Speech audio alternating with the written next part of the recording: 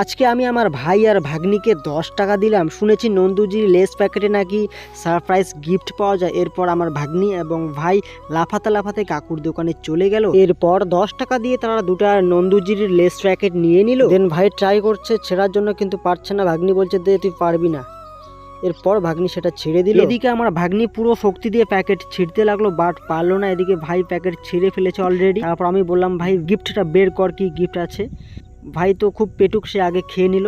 তারপর আবার বললাম ভাই গিফটটা আগে বের কর। দেন ভাই গিফটটা বের করলো। তো এটা হলো গিফট। এটা কি গিফট আমি ঠিক বুঝতে পারছি না, এটা ঠিক ওষুধের প্যাকেটের মতো দেখতে। এরপর আমার ভাগ্নি বলছে মামা আমাকে প্যাকেটটা ছেড়ে দাও, আমি পারছি না। তারপর আমি ভাগ্নিকে প্যাকেটটা ছেড়ে দিলাম। তারপর দেখো তার রিয়াকশান।